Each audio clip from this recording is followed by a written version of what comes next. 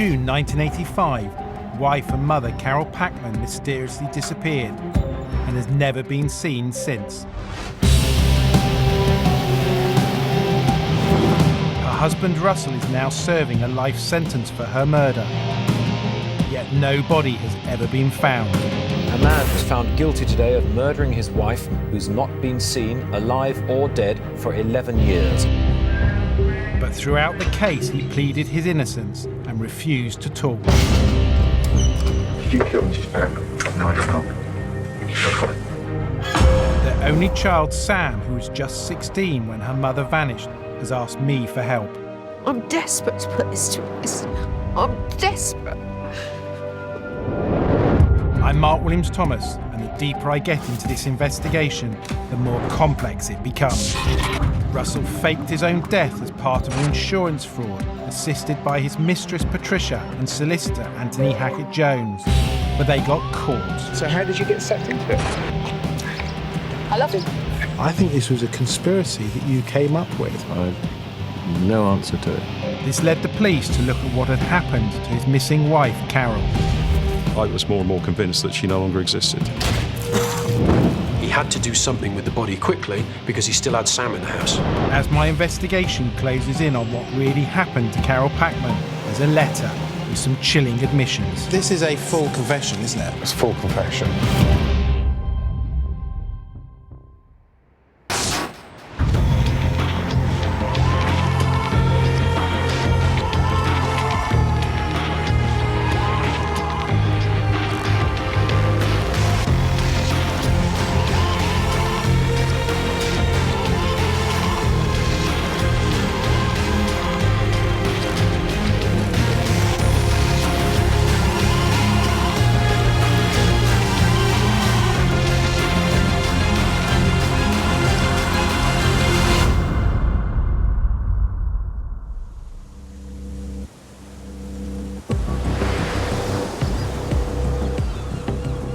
Could have been the perfect murder, and this case might never have come before the courts if the police had not uncovered a much less serious crime.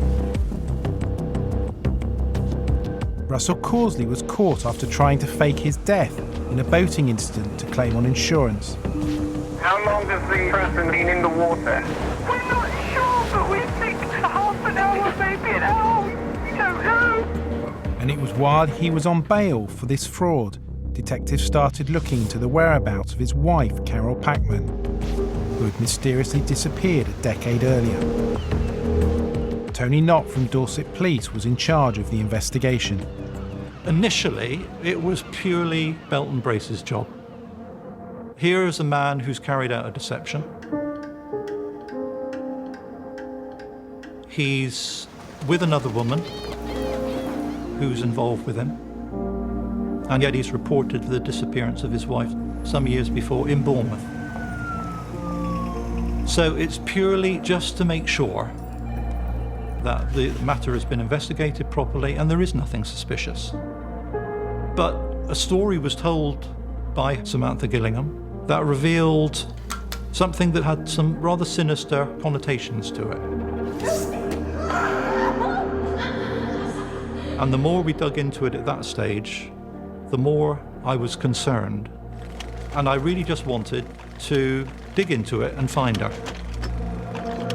Detective Paul Donnell was working for Tony Knott and was one of the lead investigators on the new missing persons case.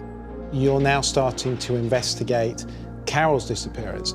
Did you manage to establish after 1985, when she was reported missing, that she existed anywhere? No, not at all. We couldn't find any trace of her. There was absolutely nothing.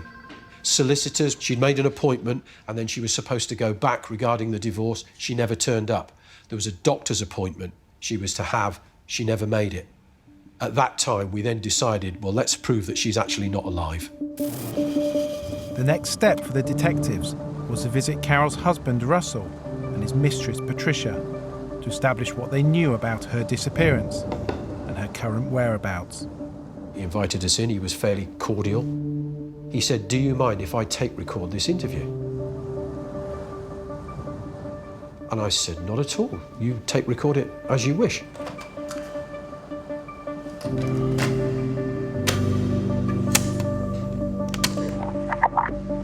We are here to try and pick your brains, as my colleague said, to try and find her. We start talking to him, and he's fairly open. I've had at least one, maybe two calls from something before about my wife. But the guy I found said, how long have you been missing? And I said, X number. He said, 25,000 people a year ago. He said, someone I never found again, that does not mean to say that you can't or touch them. And he starts talking about the fact of the problems within the marriage. Never made a friend at work. Never made a friend outside work. 19 years or 18 years of married life, they never brought one friend coming to the house.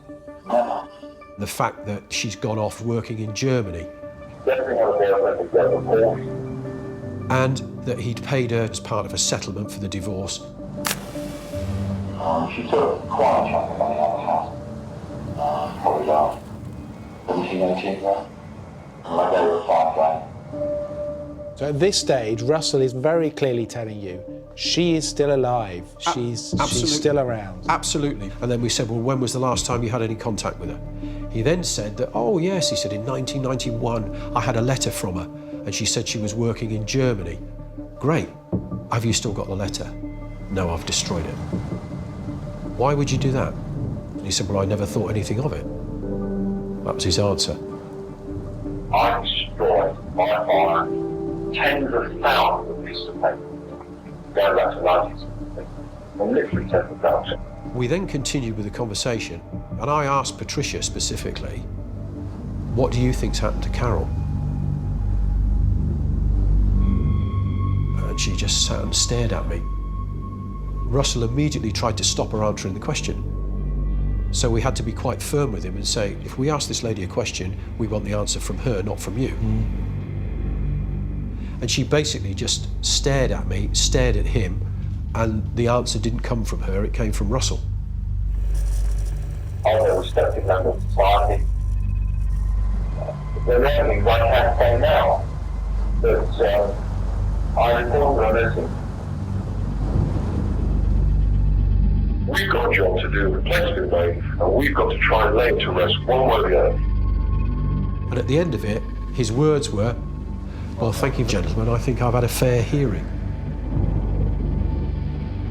Which was a very strange thing to say. But in essence, the account came from Russell, not from Patricia at all. That's correct. She'd been obviously well schooled so that he could control the information that we were receiving.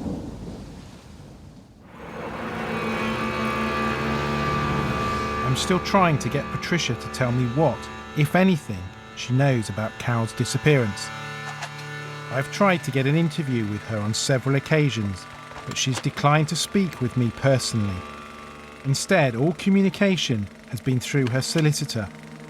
It's frustrating. And after weeks of research, I've managed to get a lead. It's one of Patricia's ex-boyfriends. I'm reinvestigating the disappearance of Carole Packman. Okay. I'm particularly interested in what Patricia knew about Carole's disappearance. And of course, Tricia and I lived together for a couple of years. And do you think she knows stuff? Oh, absolutely, yeah.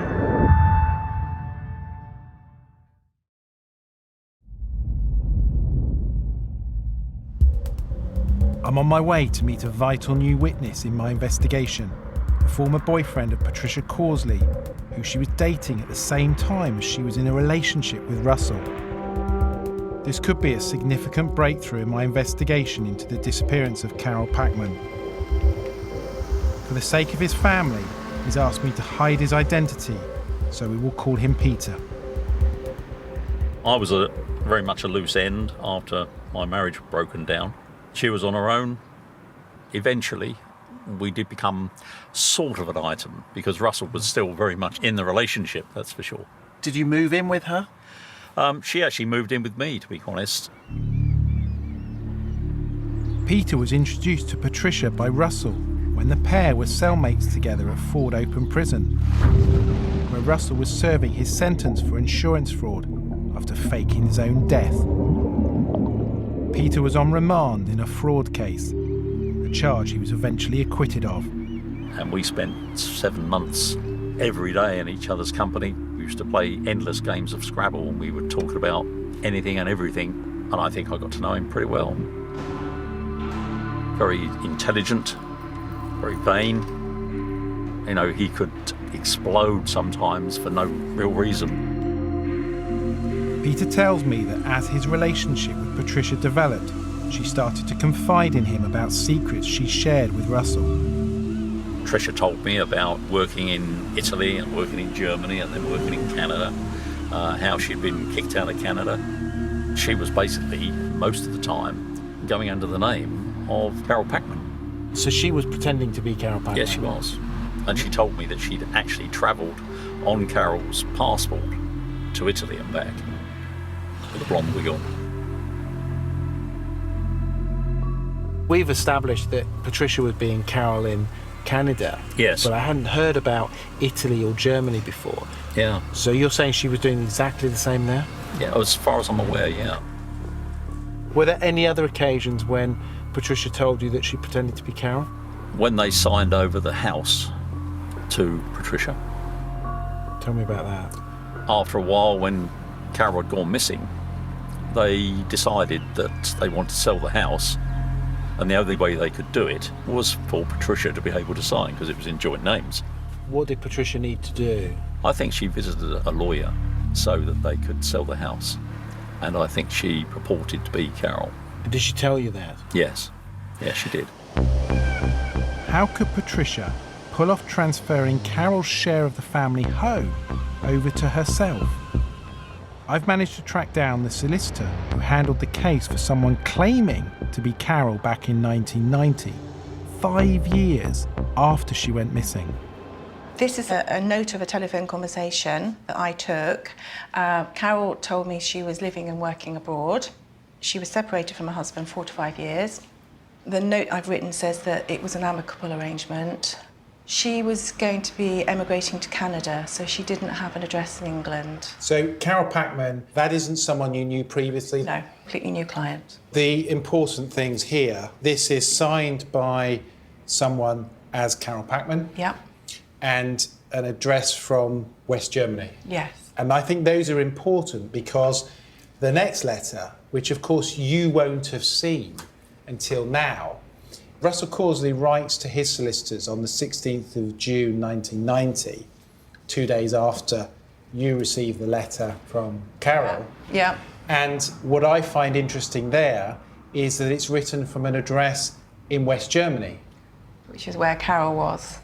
Yeah, but as you say, I wouldn't have seen this letter because this was addressed to his solicitor. Now seeing that, yeah.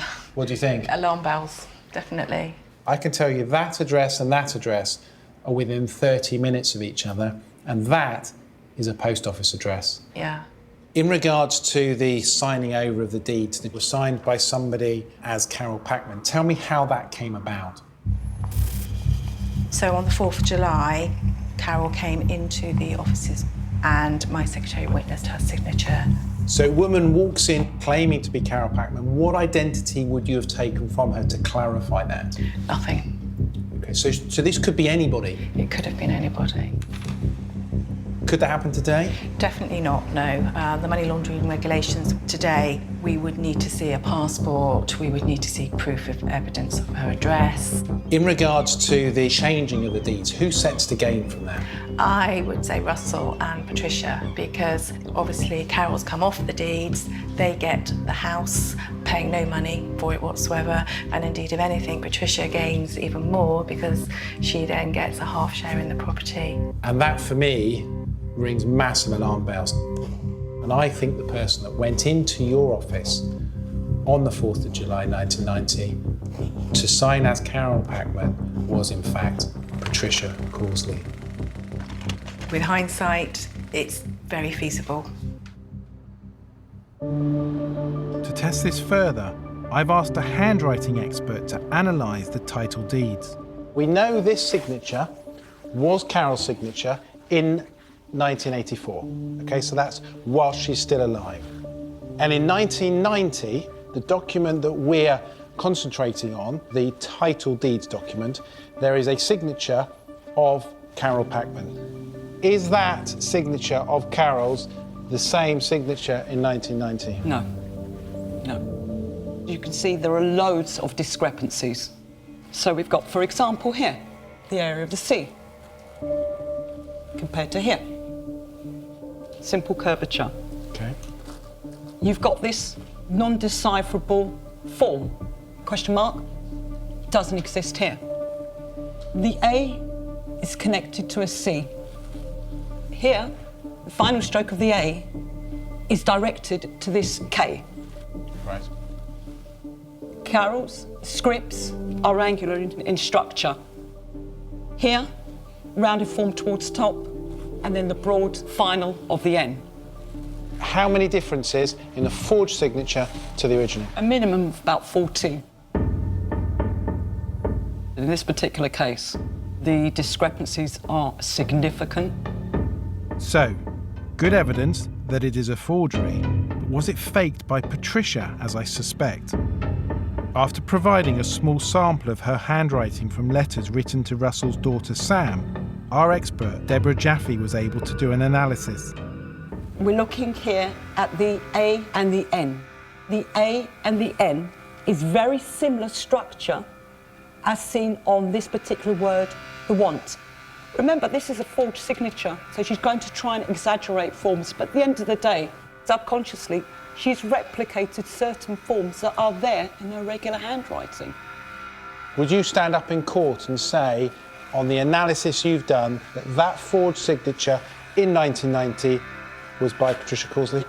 I can, at this point in time, say with some confidence that it's not Carole's handwriting or signature on this particular document. It is Patricia who's attempted to falsify Carole's signature. And you'd stand up in a court of law and say that? Oh, yes. This is the first time that Patricia's signature has ever been analysed alongside the forged document.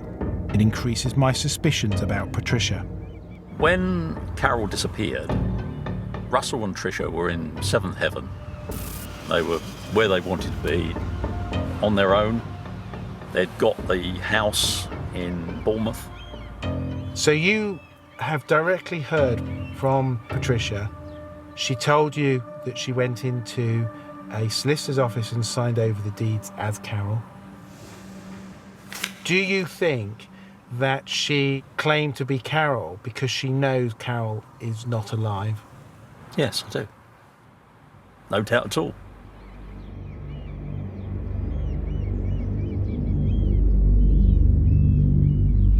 I get the sense that no one's ever really focused on pulling all the strands together in relation to Patricia. But actually, there is a lot of evidence that Patricia took on Carole's identity, and it raises that very serious question, which I will put to her at some stage, which is, how could you not have suspected that Carole was dead when you took on her identity?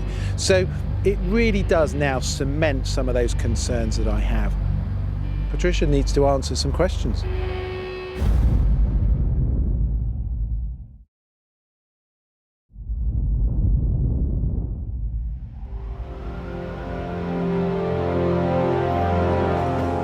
I've been trying to find out what, if anything, Russell's mistress Patricia knows about the disappearance of Carole.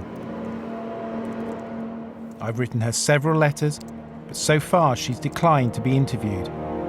Instead, she's responded through her solicitor. Patricia does admit to using Carole's work permit in Canada, but not to using her identity. Also, she now says there was dishonesty involved in the conveyance of the title deeds to her name. She says this was known to the police and courts at the time. Patricia says Carole's disappearance did not surprise her, as Carole had told her she wanted to leave. She also states that she did not know that Carole had been murdered. Patricia has never been prosecuted for any of the deceptions relating to her impersonating Carole. I'm not giving up on getting more answers from her. Will she be willing to engage? In 1994, Russell Causley was in prison for faking his own death in an insurance fraud. Russell Causley had tried Reginald Perrin style to fake his own death in in order to benefit with his mistress Patricia Causley from life insurance policies. Now police were also beginning to suspect that he might have been responsible for his wife's murder. Her body had not been found, but detectives were now convinced she had been murdered, as there was no trace of Carole existing anywhere for nearly a decade. Only circumstantial evidence pointed to her husband. He appeared to have committed the perfect murder, but that was about to change. 9 years after Carole's disappearance, the police pushed a national publicity campaign appealing for information. It led to new witnesses coming forward. When Causley was in custody for the life insurance fraud, prisoner number 1 had actually been banged up with Russell Causley. They were at Brixton together. According to prisoner number 1, Causley actually said that he thought that he was going to be arrested for something more serious than life insurance fraud. And he mentioned that he'd had to get rid of his wife. He says that Causley went on to tell him that he had got 2 men to take her body to a cemetery. Which on the face of it sounds strange. It has been known that murder victims have been buried in cemeteries. More evidence is collected as Russell moves through the prison system. Russell Causley is at Ford Open Prison because he's now going through his sentence. Prisoner number 2, he certainly knows the details around the insurance fraud, but there is also a general discussion around getting rid of his wife. The conversation is more about disposing of a body in acid. Prisoner number 2 had been an engineer, had used acid on degreasing engines and so on and so forth. And so there's a conversation about that. And Russell is all the time seeking reassurance that if the police can't find a body, then he's going to be okay. Russell's confessions to his cellmates whilst in prison for fraud were crucial in building up the case that Carole had been murdered. And I was sat in the office and I received a phone call from Tony, and he just said, "Right, we're on." And I said, "Okay, so what are we going to do now?" He said, "We're going to nick them both." Carole Packman had been missing for over a decade. Russell had finished his prison sentence for fraud, and in August 1995 he was arrested on the suspicion of the murder of his wife, Carole. This interview has been tape recorded on Detective Sergeant 1 Diamond and I'm stationed at Oscombe Police Station. Colleague is Detective Constable 141 North Station at Bournemouth CID. and I'm interviewing Russell Causley. Could I give your full name, please, Russell? Russell Stewart Causley. You were arrested yesterday on suspicion of murder. Did you kill Mrs. Packman? No, I did not. No comment. In 1994, last year, we came to visit you and Tricia, and you gave us an account of the disappearance of Carole. In respect of that, is there anything you wish to add or say about that account? No comment. At the same time, Patricia Causley was also arrested and questioned on suspicion of conspiracy to murder Carole Packman. Paul, tell me about Patricia's interview. When we went in there, the solicitor informed us that she wasn't prepared to answer any of the questions, and if she did, it would just be by the way of no comment, which is her right. Where were you on the day that Carole went missing? So we went through everything, and she just sat there and never said a word.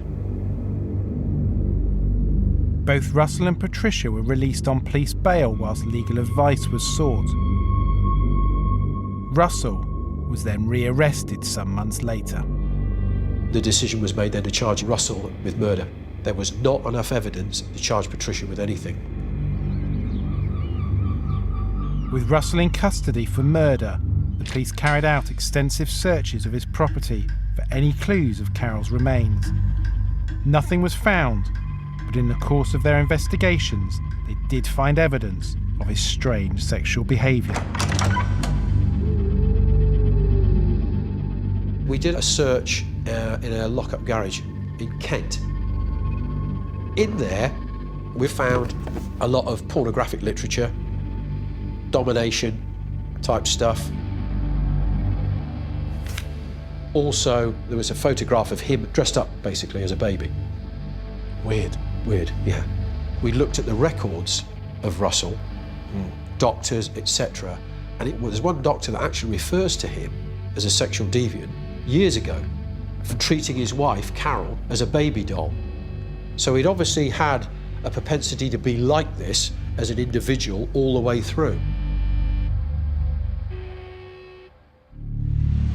Russell's trial for the murder of his wife, Carole, was set for the 2nd of December 1996.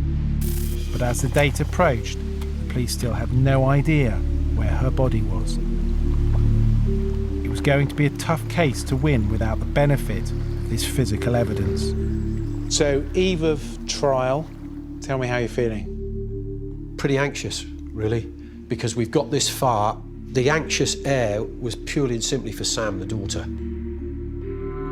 As you can imagine, her life was in turmoil by now, because the realisation was actually starting to hit that if this goes the way that the police are telling her they want it to go, she's lost her mum, and she's also going to lose her dad. Causley's daughter, Samantha Gillingham, told the jury how her father warned her not to try and trace her mother after her disappearance. Sam, who was then a parent herself with a young son called Neil, had to face the prospect of giving evidence against her own father. I was scared. You know, it's a huge thing to have to go into a witness box. And you knew you were going to have to go and give evidence? Yeah. You give your evidence? Yeah. How was that? So scared. My father wasn't really that helpful. He was a little bit sarcastic during me giving my evidence. You say sarcastic? Like what? I said something or other, and he smirked, and I remember actually looking across at him and saying to him, "You may well smirk, you know, but this isn't funny. This really is not funny to have to do this." 53-year-old Russell Causley stared straight ahead in the dock today as the judge at his trial asked if the defendant would be giving evidence in his own defence. Counsel for Causley, Mr. Jonathan Goldberg, replied that his client would not. All rise. Now the jury gets sent out. Yeah. Before they came back with a verdict. Yeah. How are you feeling? I can remember us sat in the canteen, absolutely fearful. A man who boasted of committing the perfect crime was found guilty today of murdering his wife, who's not been seen, alive or dead, for 11 years. Russell Causley was jailed for life at Winchester Crown Court. Great feeling, the conviction, but you're still walking away from a case that's not resolved. There's no body. Causley challenged the conviction and put in an appeal that led to a retrial. The conviction was quashed at the appeal court in London last year after some of the prosecution evidence from the original trial was called into question. But at Exeter today, the jury of 3 women and 8 men returned another guilty verdict. On Russell Causley's conviction at the second trial, Lady Justice Hallett said that both Russell and Patricia were a wicked pair, and that she was not surprised that she had dared not show her face in this court. Now, for a judge of that repute to say those words about a woman who has never appeared, never been charged, never given evidence, and yet to slam her like that, to me, is unheard of. Patricia told us she was not at the trial and didn't have a chance to answer these comments. Russell is in prison for the murder of Carole, but there are questions that remain unanswered. His mistress, Patricia Causley, is one name that has come up repeatedly in this case. For months now, I've been ploughing through old case files as part of my reinvestigation. I've been trying to build up a more detailed picture of Patricia and what information she might have about Carole. And I've found some compelling evidence. In the aftermath of the insurance fraud, Phil Fowler of Guernsey Police started to look into what had happened to Carole. As the months went on, I was more and more convinced that she no longer existed. He went on to interview Patricia in the presence of her solicitor. He says she told him. To be honest with you, Sergeant Fowler, I don't think you'll ever find Carole. Sergeant Fowler let me have access to his records, and they state that during the same interview, Patricia claims she definitely saw Carole alive in Canada and in Germany in 1990, 5 years after her disappearance. This was in official police notes, and significantly, the police say Carole was dead at this point. So how could Patricia have seen Carole twice in 1990? When I put all of this to Patricia, she said, "I have no recollection of ever making such a claim myself, nor do I remember meeting with Mr. Fowler and saying it to him."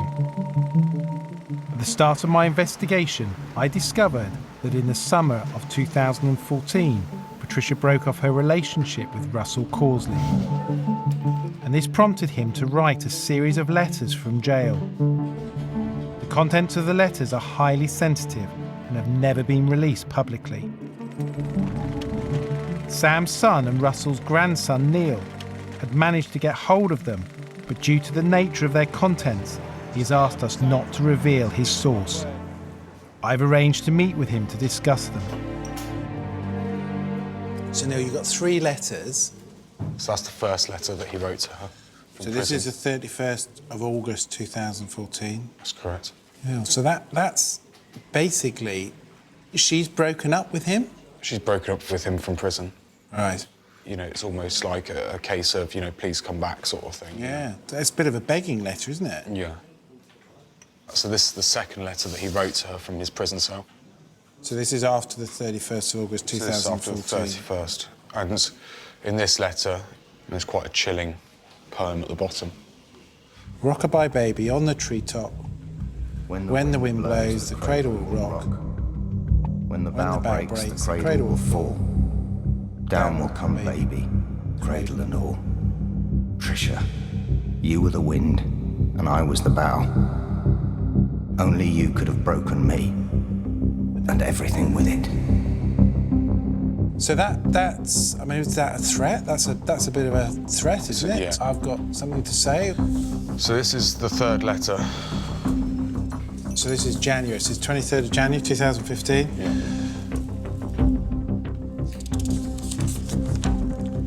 I mean, this is a full confession, isn't it? It's full confession.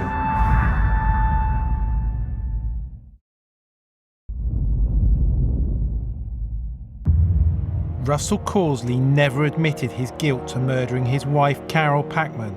And now, for the first time, in a letter obtained by his grandson, Neil, he is finally talking. This is a full confession, isn't it? It's full confession, signed and dated by him. I think that Carole was killed on a Sunday afternoon. I'm not at all sure what month, but it was summer. And that day and the days that followed were all warm and dry. Carole was coming out of the small bedroom that we used as an office. Something was said by her about Samantha or Tricia, and I hit her.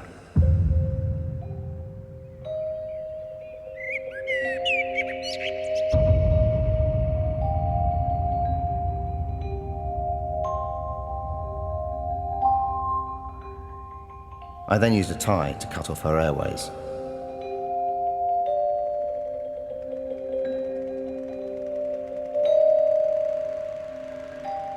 There was no sound from her. Nothing.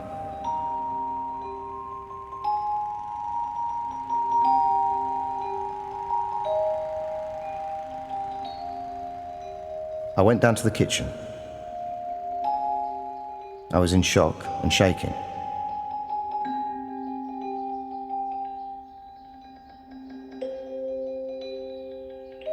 Wrapped it up in 2 blankets taken from the airing cupboard in the small bedroom. Carried the body down the steps, out of the house in broad daylight, and placed it in the garage. First idea was to drive the body far, far away. But all too often one reads about a dog walker or rambler stumbling across dead bodies. The solution came to me as I sat looking out of the window. I had piles of pine logs and very often had fires. I would burn the body.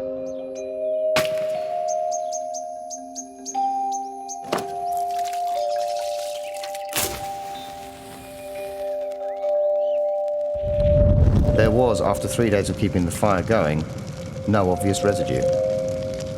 Nothing. It took a week for the ash to go completely cold. I then took every last scrap of ash away in buckets and threw it all over the place, sometimes many miles from home.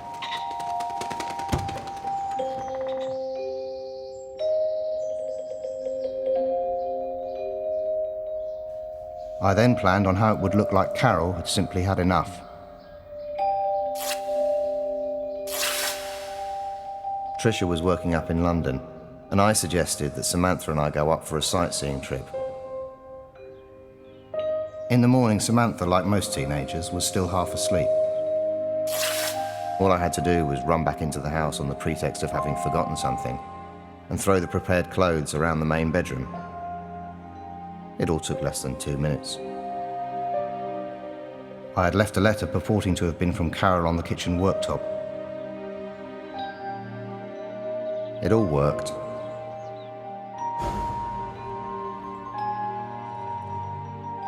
If you get hold of this letter, what's the first thing you do?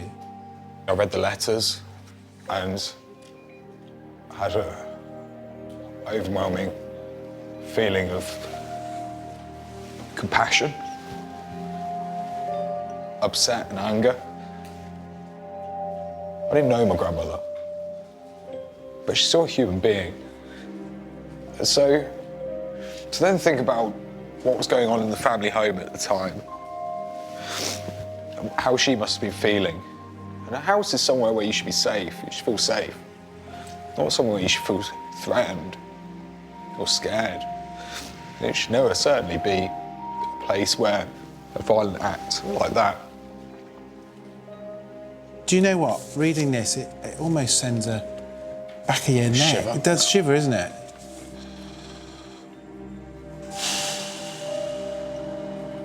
If he has burnt the body, potentially, wherever that has happened in the garden, we could maybe find some evidence to support that.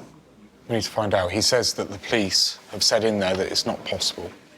Yeah. We need to be able to establish that he's not making it up, he's Absolutely. not lying. If that is possible, it starts to validate some of the letter as being true. Yeah. This letter is really important as it's the first time Russell has ever confessed to the murder in 30 years. Plus it ties in with his daughter Sam's memory of events, with a trip to London and her return home to find the letter saying her mum had left. The reason why the confession hasn't been taken seriously by the police is because they don't believe Russell is telling the truth about burning the body. But if the letter is true, then it could lead to finding Carole's remains. I need to speak with Mark Samuels, the detective inspector who's in charge of the case. I need to get answers for Sam and Neil as to why the police doubt the letter.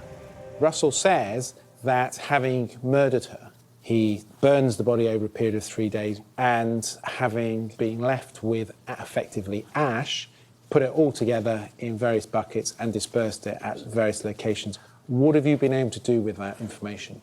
We took expert advice on this and we consulted with a forensic archaeologist regarding his account and the possibilities of its truthfulness, and the advice we took was that it didn't sound like a plausible action by Russell, that's how a body could be disposed of.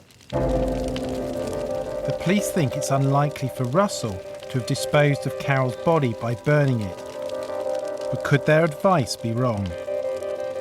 We know you can burn a body in a crematorium, but is it possible to burn one to fine ash on a domestic bonfire? Russell is a proven liar, but it's my job to look into every line of inquiry to get answers. Time to speak to an expert.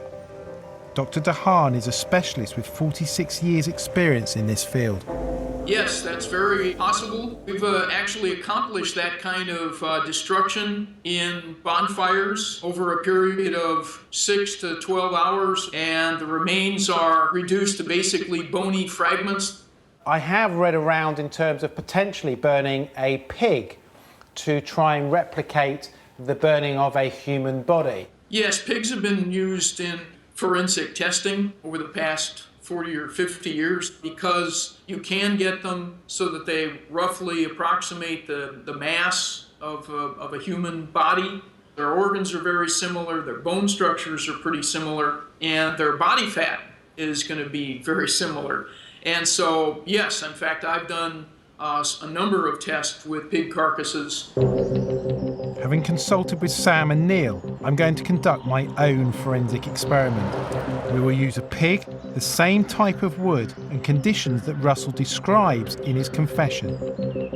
It's the only way we can prove if what Russell is saying in the letter is possible, as Dorset police don't believe he could have burnt Carole's body to ash on a domestic fire. So the purpose of this is really to try and recreate what Russell Causley says in his confessional letter, which is how he disposed of Carole's body. He says that Carole weighed about 100 pounds. We're using a pig that's slightly heavier than that because there is a difference in layer of fat. We're using pine wood to recreate it exactly as he says, and we're going to wrap the pig up in a blanket. And we're going to see how quickly it burns.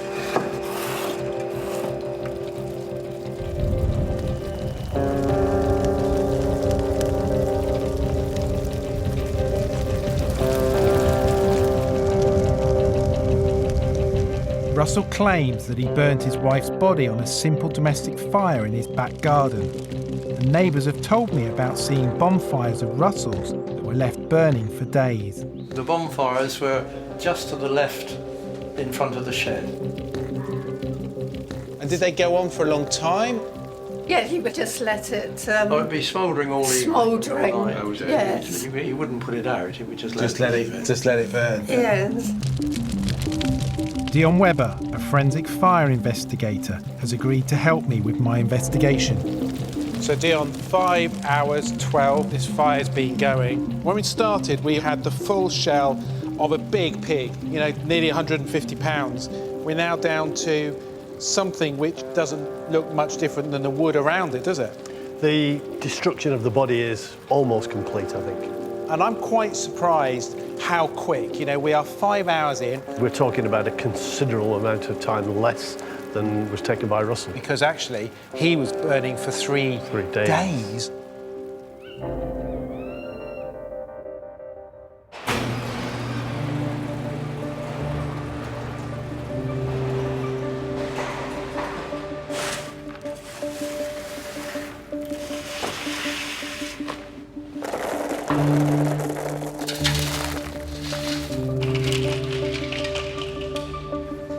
I think those are bones. That's right. During the burning process, the bone has an organic content, and that's soon driven off, leaving it with this very heavily calcium-based component. It leaves it extremely delicate and will break very, very easily. Do you know, a really, really worthwhile experiment. I think this is bone. You know, that's because we're sifting it apart.